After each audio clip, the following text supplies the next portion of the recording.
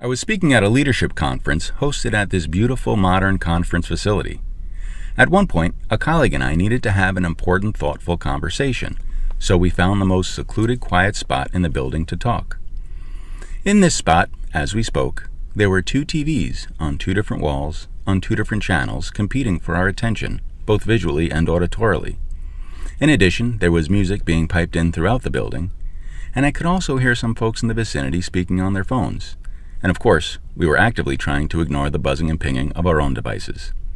And this was the peaceful, quiet spot. Sadly, we barely noticed, much less took a moment to enjoy, that behind us were floor-to-ceiling windows looking out on a breathtaking river view on a perfectly beautiful sunny day. Do any aspects of this story resonate with your life? Is it a microcosm or metaphor for your life? The scariest aspect of all is the competing attentional demands and scale of change in our lives are geometrically increasing at a pace unprecedented in human history.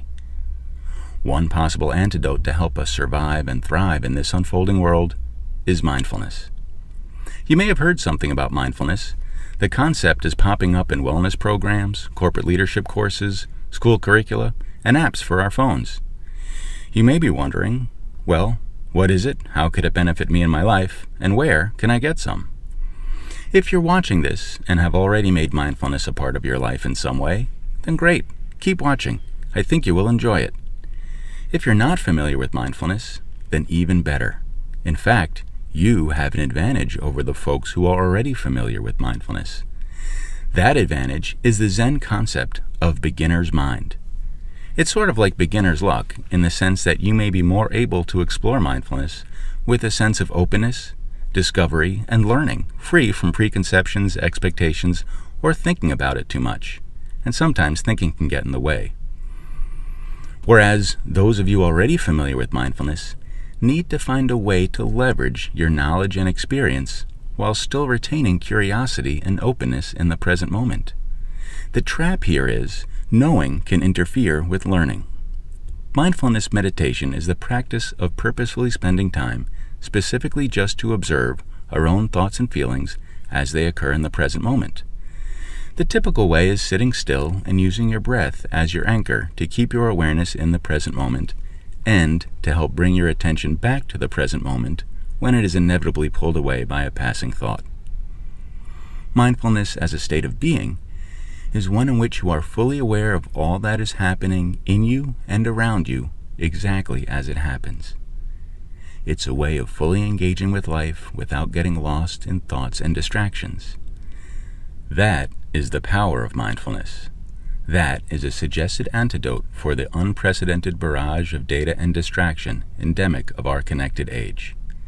Now, mindfulness won't stem the barrage of stimuli or slow the pace of change or make you taller, stronger, thinner, or more popular. In fact, sometimes mindfulness is a challenging state of being, depending on the type of thoughts and feelings which arise. It will, however, offer an opportunity to fully experience a few moments of living without chasing or succumbing to distractions, just life, right here, right now, in the moment. And with that deep awareness, you may find greater clarity and purpose amongst the chaos. Imagine the power that arises from seamless alignment among your values, intentions, behaviors, and your environment. Mindfulness can help you maintain your vibe amidst the noise that surrounds us. It can help you stay aligned, efficient, and on target with who you want to be, who you want to become, and how you want to impact your world. Awareness plus intentional action equals mindful leadership. Choosing the path of mindful leadership moment by moment builds upon itself. Our behavior patterns influence our thoughts, feelings, and subsequent behavior patterns.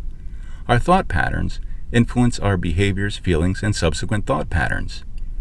The journey along this path resembles the Zen concept of seed consciousness. That is, states of mind and ways of living manifest in frequency and vibrancy to the extent they are attended to or cultivated. The path of mindful leadership is not easy.